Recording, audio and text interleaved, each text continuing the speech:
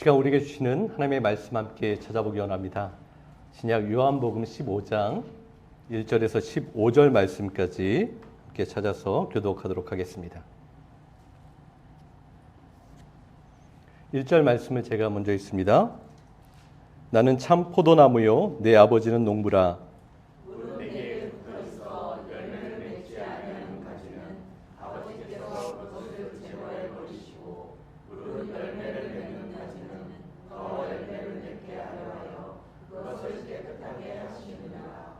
너희는 내가 일러준 말로 이미 깨끗하여졌으니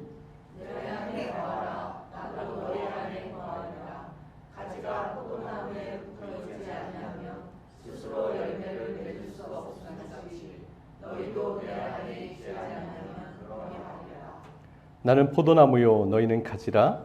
그가 내 안에 내가 그 안에 거하면 사람이 열매를 많이 맺나니 나를 떠나서는 너희가 아무것도 할 수 없음이라.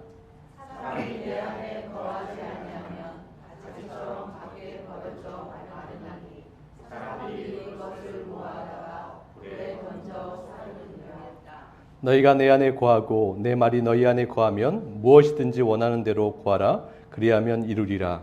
너희가 열매를 많이 맺으면 내 아버지께서 영광을 받으실 것이요 너희는 내 제자가 되리라. 아버지께서 나를 사랑하신 것 같이 나도 너희를 사랑하였으니 나의 사랑 안에 거하라.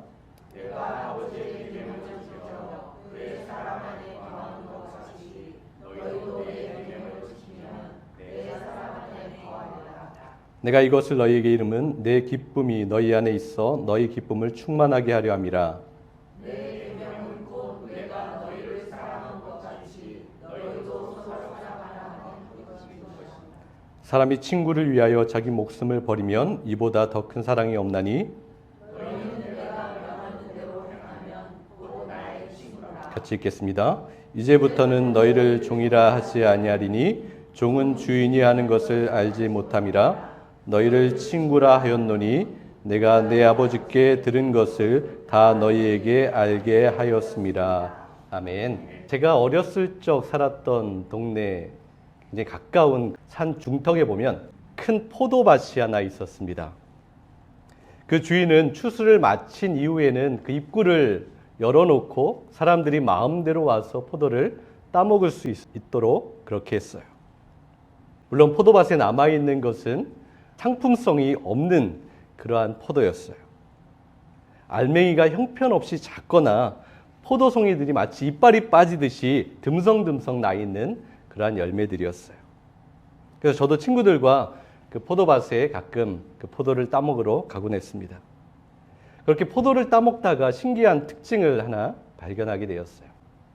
그나마 포도가 달려있는 그 열매를 보면 그 가지가 얇고 아주 부드러운 것을 보게 되고요. 그런데 어떤 가지들은 통통하게 살이 올라와 있는 가지들이 있어요. 그 가지들은 아주 굵고 딱딱합니다. 그 가지를 보면 열매가 하나도 열려있지 않았어요. 몇 개 달라붙어 있다고 해도 그 열매들이 다 말라서 비틀어져 버렸습니다. 여러분, 포도 가지에 열매를 잘 맺으려면 어떻게 해야 되겠습니까?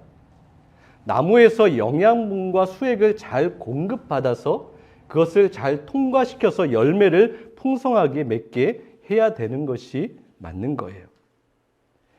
그러려면 이 가지와 또한 그 나무 줄기를 통하여서 수액과 영양분이 잘 흘러서 막히지 않고 그 열매에 가야 되는 거죠. 그런데 나무로부터 공급되는 그 수액과 영양분을 포도 열매로 보내지 않고 그 가지를 살찌우게 하는 것, 두껍게 하고 딱딱하게 하면 열매는 절대 맺힐 수 없다라는 거예요. 오늘 요한복음 본문에 보면 예수님께서 말씀하십니다. 뭐라고 말씀하시죠? 나는 참 포도나무다라고 말씀하셨어요. 주님께서 직접 나는 포도나무고 또한 그 앞에서 듣고 있는 모든 사람들에게 그 제자들에게 말씀하셨어요. 너희는 가지다라고 하셨어요. 그런데 우리가 이 예수님의 비유를 들으면 이 비유가 무엇을 의미하는지 잘 알아듣기가 쉽지 않습니다. 왜냐하면 우리의 문화나 우리의 삶의 자리에서는 이것이 잘 연결되어 있지 않기 때문에 이 말씀이 무엇을 우리에게 주시는지 알지 못하는 거예요. 그런데 당시 예수님께서 말씀하셨던 그 사람들, 이스라엘 사람들에게는 이 말씀이, 이 비유가 그 사람들의 관심을 끌기에 아주 충분했어요. 구약 성경을 통해서 보면 항상 하나님께서는 이스라엘 백성들을 부르실 때 또한 그들에게 포도나무라고 이야기하셨습니다. 그래서 포도나무는 이스라엘을 상징하는 나무였어요. 시편 80편 8절을 보면 주님께서는 이집트에서 포도나무 한 그루를 뽑아 오셔서 문 나라를 몰아내시고 그것을 심으셨다 했습니다. 예레미야 2장 21절을 보세요. 나는 너를 종자가 아주 좋은 제일 좋은 포도나무로 심었다. 또 이사야서 5장 2절에는 땅을 파서 돌을 제하고 극상품 포도나무를 심었다라고 기록합니다. 포도나무는 그렇기 때문에 이스라엘을 상징했고 항상 하나님의 백성을 표현할 때 포도나무라고 했어요. 하나님께서는 이처럼 이 말씀처럼 이스라엘 백성들을 굉장히 소중하게 여기셨습니다. 그리고 그들에게 필요한 모든 것들을 제공해 주셨어요. 좋은 것으로 심으셨고 좋은 환경을 허락하여 주셨어요. 그렇다면 이스라엘 백성들이 해야 되는 그것이 하나 있어요. 그것은 열매를 풍성히 맺기만 하면 되는 거였어요. 그런데 참 가슴 아픈 일이 기록이 되고 나타납니다. 예레미야 2장과 이사야 5장의 말씀 뒤에 이어지는 하나님의 가슴 아픈 탄식이 나오고 있어요. 하나님께서 가장 좋은 것을 심으셨죠. 돌을 제하고 땅을 파고 그들에게 좋은 환경을 다 제공하셨어요. 이제 좋은 열매만 풍성히 맺으면 됩니다. 그런데 이상한 일이 벌어지는 것이죠. 예레미야 2장 21절을 한번 다시 보세요. 나는 너를 종자가 아주 좋은 제일 좋은 포도나무로 심었는데 내가 어째서 나를 대적하여 이방 포도나무에 형편없는 가지가 되었느냐라고 하나님께서 탄식하세요. 이사야서 5장 2절도 한번 다시 보세요. 땅을 파서 돌을 제하고 극상품 포도나무를 심었다. 좋은 포도가 맺히기를 기다렸으나 쓸모없는 포도를 맺었도다라고 주님께서 탄식하십니다. 여러분, 왜 그들이 그렇다면 볼품없고 형편없는 가지가 되었고 그러한 형편없는 열매를 맺게 되었을까요? 하나님께서는 분명히 그들에게 필요한 모든 요소들을 다 허락하셨어요. 그들이 전쟁을 하면 승리하게 하셨습니다. 그들에게 모든 것을 다 주셨어요. 형통하게 하셨어요.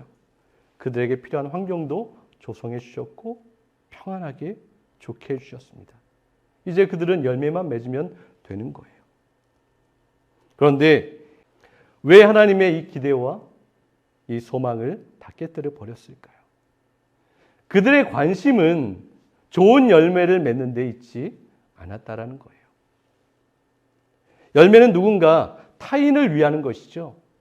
내가 열심히 노력해서 좋고 맛있는 열매를 맺게 되면 타인에게, 다른 사람에게 그 맛 좋은 것을 제공하여서 그것을 누리게 하는 거예요. 나의 희생과 사랑을 통하여서 그것이 전달되는 거예요. 나의 애씀을 통해서 얻은 결과물을 통하여서 배고픈 자에게 그 배고픔을 해결하는 그 일을 감당하는 것이 바로 열매의 목적이고 또한 사명인 거예요. 그런데 그들은 좋은 열매를 맺어서 누군가에게 나눈다는 것, 그러한 사모함이 없었어요. 희생과 사랑의 마음이 메말라 버렸습니다. 그래서 모든 수액과 그 영양분을 자신을 통해서 그 열매의 과실로 보내야 되는 것을 바로 자기에서 멈추고 말았다는 거예요. 가지를 두껍게 만들었어요. 잎사귀를 화려하게 만들었습니다. 그래서 아주 보기에 좋은 화려한 그러한 가지가 되었어요. 꺾이지 않는 그러한 모든 것을 가진 가지가 되었지만 그 열매는 없었다라는 거예요. 하나님께서는 최상의 나무를 심으셨어요. 그들에게 모든 것을 주셨는데 열매가 나오지 않았어요. 두껍고 견고한 불순종하는 그러한 가지가 되고 말았습니다. 그래서 이사야서 5장에 보면 하나님의 책망이 아주 날카롭고 두렵습니다. 7절과 8절을 한번 보세요. 이스라엘은 만군의 주님의 포도원이고 유다 백성은 주님께서 심으신 포도나무다. 주님께서는 그들이 선한 일 하기를 기대하셨는데 보이는 것은 사륙뿐이다. 주님께서는 그들이 옳은 일 하기를 기대하셨는데 들리는 것은 그들에게 희생된 사람들의 울부짖뿐이다. 너희가 더 처지할 곳이 없을 때까지 집에 집을 더하고 밭에 밭을 늘려나가 땅 한가운데서 홀로 살려고 하였으니 너희에게 재앙이 닥친다라고 하나님께서 말씀하십니다. 하나님께서는 그들에게 소망이 있었어요. 그들이 선한 일 하기를 원하셨습니다.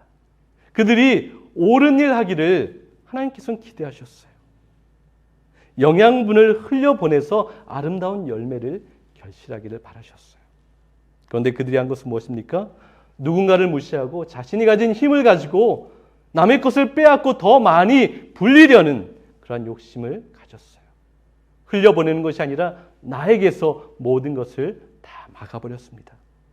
그래서 더 차지할 것이 없을 때까지 집에서 집을 늘리고 밭에서 밭을 더 늘리는 홀로 살려고 하는 그러한 욕심 가운데 거하게 되었어요. 자기 가지를 불려나간 거죠. 자기 가지만 더 견고하게 했습니다. 자기만을 위해서 채우고 또 채우고 말았던 거예요. 사랑과 자비와 긍휼과 나눔은 사라지고 비난과 경계심과 욕망만이 가득한 그러한 세상이 되고 말았어요. 그래서 그 시대를 암흑이 가득한 시대라고 하나님께서 탄식하셨습니다.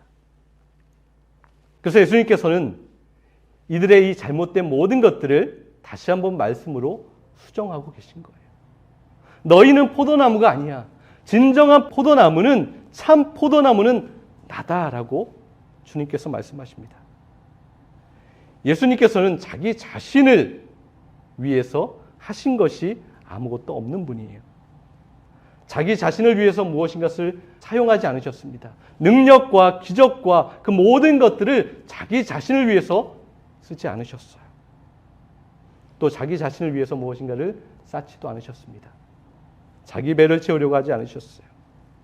예수님께서 하셨던 것, 원하셨던 것은 무엇입니까? 언제나 하나님의 뜻을 행하는 것이었어요. 하나님의 뜻이 무엇입니까? 죽어가는 영혼들, 복음이 없어서 멸망의 길로 가는 사람들에게 사랑과 소망과 위로와 치유함을 주시는 것이었어요. 나의 것을 내려놓고 희생과 섬김을 통하여서 그들이 하나님께로 돌아오는 것이고 바로 주님께서는 그 일들을 감당하셨습니다. 예수님은 자신을 통해서 모든 것을 흘러가게 하셨던 거예요. 그래서 예수님께서 말씀하셨죠. 나에게 오는 자는 더 풍성히 얻게 된다라고 말씀하셨어요.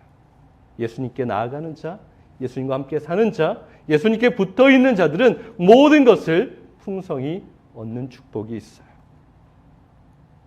무조건적인 사랑이 바로 예수님을 통하여서 흘러갑니다. 그래서 예수님만이 오직 참 포도나무가 되시는 거예요. 그리고 우리는 가지인 것이죠. 그렇다면 우리도 마찬가지입니다. 가진 나만 드러나면 안 되는 거예요. 가진 내가 배불러지면 안 되는 거예요. 가진 내가 화려하게 되면 안 됩니다. 나를 주장하면 안 되는 거예요. 우리는 가지의 사명을 감당해야 합니다. 우리가 이렇게 두꺼워지고 배불러지고 내 욕심만을 채우게 되면 열매를 절대 결실할 수 없는 거예요. 주님께서 우리에게 너무나 소중한 것들, 귀한 것들을 부어주시는데 나를 통해서 그것이 흘러가야 되는데 내 안에서 그것이 멈춰지고 나만을 위해서 사용되는 것들이 얼마나 많은지 돌이켜볼 수 있어야 하는 거예요. 그래서 나는 가늘고 부드러운 가지가 되어서 나를 통하여 흘러간 것이 주님께서 원하시는 아름다운 결실로 나타날 수 있는 그 사명을 오늘도 감당해야 합니다. 7절 말씀을 한번 보세요. 너희가 내 안에 거하고 내 말이 너희 안에 거하면 무엇이든지 원하는 대로 구하라. 그리하면 이루리라. 수많은 사람이 너무나 좋아하는 그러한 말씀 중에 하나입니다. 그 중에서도 무엇이든지 원하는 대로 구하라. 그러면 이루리라. 그래서 이 말씀을 붙들고 자기 마음대로, 자기 편한 대로, 자기 욕심대로 기도하는 사람들이 너무나 많이 있어요. 그렇게 욕심 가운데 자기 뜻대로 원하는 것을 기도했다가 얻지 못하게 되자, 이루어지지 않자 하나님을 떠나기도 하고요. 크게 화를 내는 사람들을 너무나 많이 보았어요. 그런데 여러분, 분명히 이 말씀 앞에, 이 표현 앞에 하나의 조건이 붙어 있지요. 그것이 무엇입니까? 내가 주님 안에 거하고 주님께서 내 안에 거할 때 우리가 무엇이든지 구하면 그것이 이루어진다라는 주님의 말씀이 분명하게 새겨져 있어요. 여러분, 진정 주님과 하나 된 사람은 무엇을 기도할까요? 주님의 살과 피를 먹고 마셔서 주님과 온전히 하나 된 사람은 무엇을 원하게 될까요? 그리고 하나님의 말씀이 내 안에서 살아 역사하시는 것을 경험한 사람은 무엇을 소망하게 될까요? 당연하죠. 우리 주님께서 원하시는 것을 기도하게 될 거예요. 우리 주님께서 기뻐하시는 것을 나도 기뻐하며 소망하게 될 것입니다. 우리 주님께서 이 땅 가운데 하나님의 나라를 이루시기 원하는 것을 기대하시고 기다리실 때 우리도 그것을 기다리며 함께 주님의 뜻을 구하게 된다는 거예요. 그렇게 구하면, 하나님의 것을 위해서 구하면 그 모든 것이 우리 가운데 분명하게 나타나고 이루어진다라고 약속하셨어요. 그러면 그 기도하고 간구할 때 내 욕심을 버리는 거예요. 내 것을 집착하는 것도 내려놓는 것이죠. 미움의 마음도 녹아집니다. 주님의 마음을 품게 되고 그리고 진정한 기도의 자리 가운데 들어가게 되는 거예요. 여러분, 주님이 내 안에서 일하시기 시작할 때 내가 누군가를 심판해 달라고 기도할 수 있을까요? 아니에요. 그 사람을 용서하고 더 사랑할 수 있게 해달라고 분명히 기도하게 됩니다. 주님이 내 안에 함께 하실 때, 내가 이 고난과 어려움 가운데 있을 때 하나님 이 고난과 어려움이 그냥 빨리 사라지게만 해달라고 기도할까요? 그렇지 않아요. 내가 이 모든 고난과 어려움 가운데서도 주님을 잊지 않고 주님을 붙들고 또한 그 모든 어려움을 경험하는 사람들을 도울 수 있는 자가 되게 해달라고 그렇게 기도하게 됩니다. 주님이 언제나 나와 함께 하시고 나를 지키시고 나에게 모든 것을 제공해 주신다는 것, 나에게 가장 선한 것을 허락하신다라는 것, 하나님을 온전히 믿고 신뢰하는 것, 이것을 놓지 말아야 하는 거예요. 그때 하나님께서 우리 가운데 역사하십니다. 그리고 이제 주님께서 우리가 진정 맺어야 할 열매에 대해서 그것을 가르쳐 주십니다. 그렇다면 우리가 예수님의 가지가 되었어요. 저와 여러분 가지인데요. 그렇다면 우리가 어떠한 열매를 맺어야 하겠습니까? 그 열매는 바로 사랑이라고 하세요. 갈라디아서 5장 22절에서 23절에 보면 거기에 성령의 9가지 열매가 나옵니다. 성령의 열매는 사랑과 기쁨과 화평과 인내와 친절과 선함과 신실과 온유와 절제라고 기록하고 있어요. 그런데 여러분 9가지 열매라고 우리는 이해합니다. 그런데 결과적으로 보면 이 9가지 열매는 하나로 모아져요. 그래서 성령의 열매는 9가지라고 이야기하기보다는 하나라고 이해하는 것이 더 정확합니다. 어디에 모이게 되죠? 그 하나는 무엇입니까? 바로 사랑이라고 말씀하세요. 여러분, 사랑이 없이 그 다음에 나오는 열매들을 맺을 수 있을까요? 그렇지 않아요. 그래서 성경에 보면 사랑이 가장 귀하고 가장 아름다운 은사라고 말씀하시기도 하셨어요. 사랑이 없이는 우리는 아무것도 이룰 수 없다라는 거예요. 사랑해야 기쁨이 있죠. 사랑해야 화평할 수 있어요. 우리가 진정 사랑해야 누군가를 참아주고 인내할 수 있습니다. 사랑해야 친절할 수 있어요. 사랑해야 선하게 살 수 있습니다. 사랑해야 하나님의 말씀 앞에 신실하게 살아갈 수 있어요. 사랑해야 온유하고요. 사랑해야 나의 것을 절제할 수 있게 된다고 하십니다. 이사야와 예레미야를 통해서 하나님께서 탄식했던 이유가 무엇입니까? 그들에게 사랑이 사라졌다라는 거예요. 사랑이 식었어요. 사랑이 메말라 버리고 말았어요. 여러분, 우리도 그렇죠. 우리에게 사랑이 부족하고 없기 때문에 주님께서 아파하십니다. 교회의 사랑이 없기 때문에 사람들이 상처를 받아요. 우리 가정 안에 사랑이 없기 때문에 기쁨과 평안이 있지 않습니다. 요한복음 15장 9절에서 10절을 보세요. 아버지께서 나를 사랑하신 것 같이 나도 너희를 사랑하였으니 나의 사랑 안에 거하라. 내가 아버지의 계명을 지켜 그의 사랑 안에 거하는 것 같이 너희도 내 계명을 지키면 내 사랑 아래 거하리라 라고 말씀하십니다. 모든 것은 사랑으로 귀결되고 있어요. 사랑해야 된다고 말씀하십니다. 사랑의 열매가 결실해야 되는 거예요. 그런데 여러분, 우리가 진정으로 사랑하게 된다면 어떻게 우리의 모습이 나타날까요? 나만 생각하지 않는 거예요. 누구를 우리가 말로 사랑한다라고 그렇게 표현해요. 그러면서 그 사람을 생각하지 않고 그 사람의 자리에 서지 않는다면, 내 욕심을 먼저 내세운다면 우리는 진정 사랑하고 있지 않은 거예요. 누군가를 사랑한다면 그 사람을 먼저 생각하게 됩니다. 그 사람이 무엇이 필요한지, 어떠한 것이 부족한지 그 사람의 자리에 내려가서 그 사람을 이해하려고 하는 거예요. 사랑하면 나를 위해 쌓지 않습니다. 그 사람에게 흘러가게 하는 것이죠. 사랑하면 나의 불편을 감수하게 됩니다. 내가 희생하고 내가 좀 더 어려워도 섬기는 자리에 있게 되는 거예요. 이것이 사랑이라고 하십니다. 또 사랑하면 어떻게 되죠? 누군가를 정죄하지 않습니다. 쉽게 판단하지 않아요. 비판하지 않아요. 오해하지 않습니다. 그리고 그 사람을 진정 이해하고 긍휼히 여겨준다고 그렇게 말씀하세요. 1972년에 우루과이에서 한 대학교 럭비팀이 있었어요. 올드 크리스찬이라는 팀이었는데요. 칠레에서 경기가 있어서 작은 경비행기를 타고 여행을 하게 됩니다. 45명이 작은 경비행기를 타고 우루과이에서 칠레로 떠나게 되었어요. 우루과이에서 칠레로 넘어갈 때는 안데스 산맥을 가로질러서 비행을 해야 되는 것이죠. 그런데 그 항공기를 운항했던 기장이 착각을 합니다. 실수를 하고요.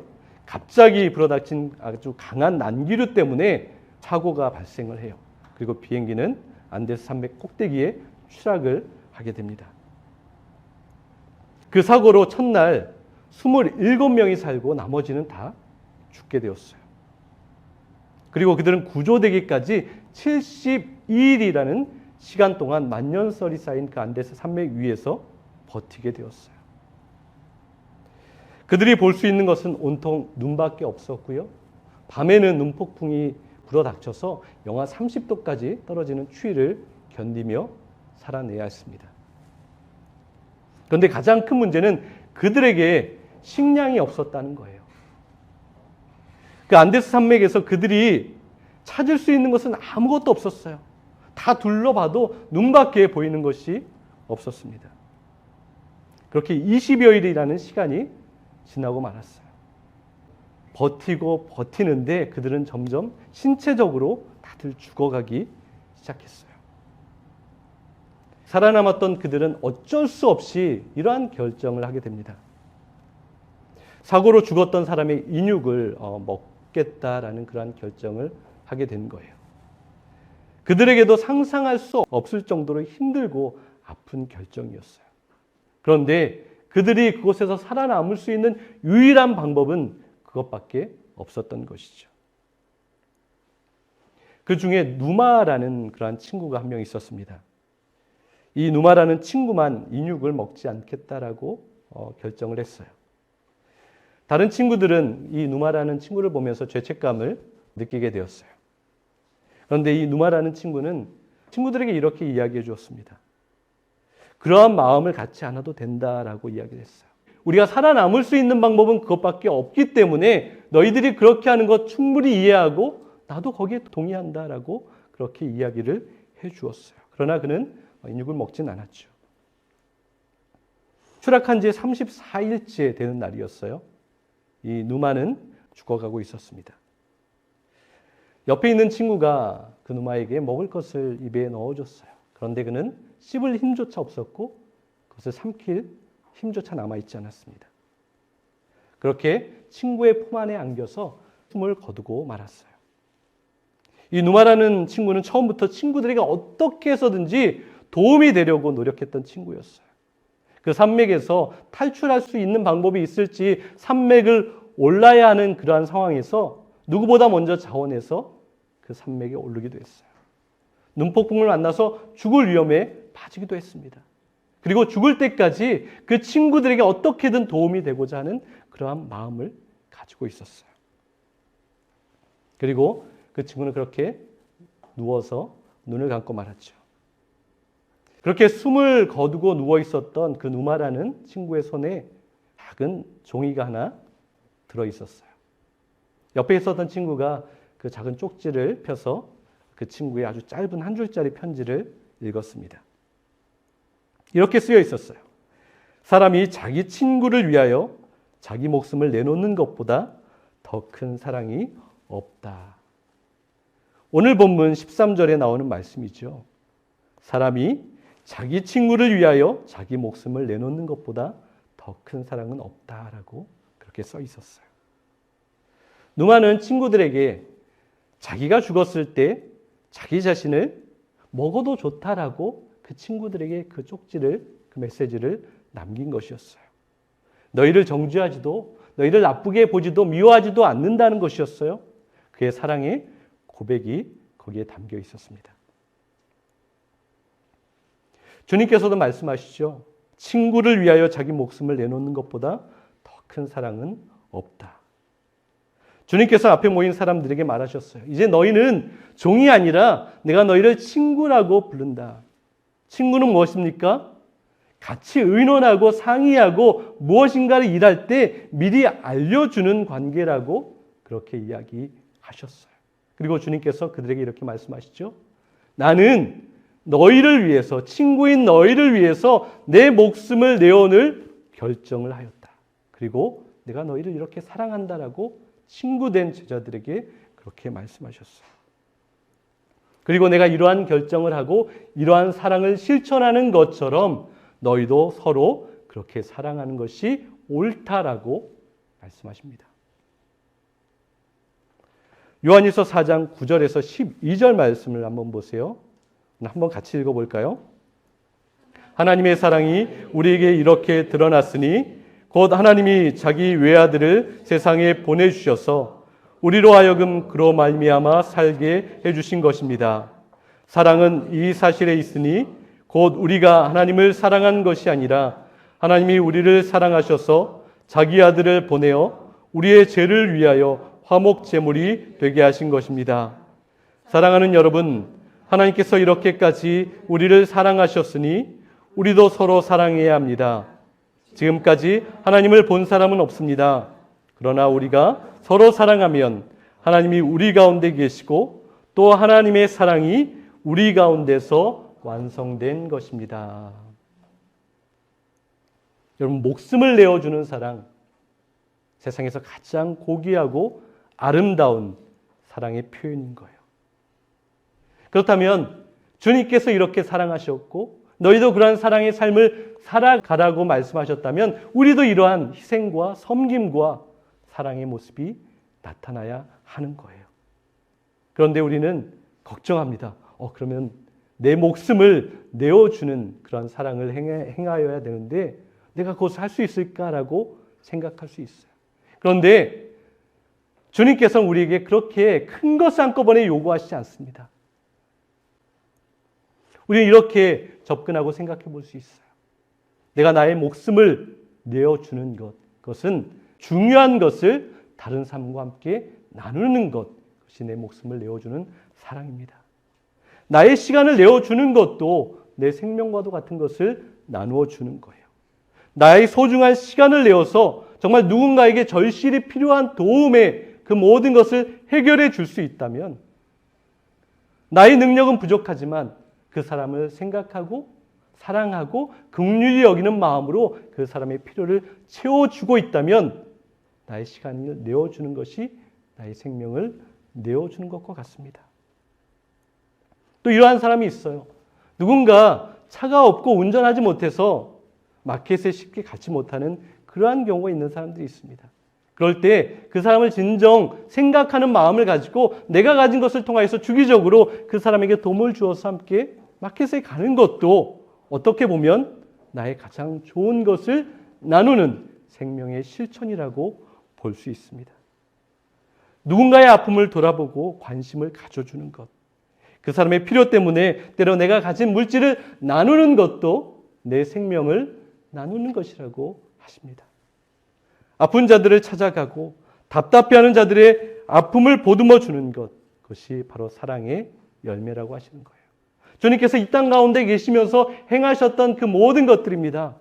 아픈 자들을 어루만져 주셨고 필요가 있는 자들의 필요를 채워주셨고 그들의 아픔과 그들의 통곡을 들어주시며 함께 눈물을 흘리셨던 것, 그것이 그들과 함께 생명을 나누는 것, 그들에게 목숨을 내어주는 사랑이라고 주님께서 직접 보여주셨던 거예요. 나만을 위한 행동과 결정에서 상대방을 위한 포기와 헌신과 희생이라고 하십니다. 사랑은 여러분, 그렇다면 우리가 예수님을 닮아가야 하잖아요.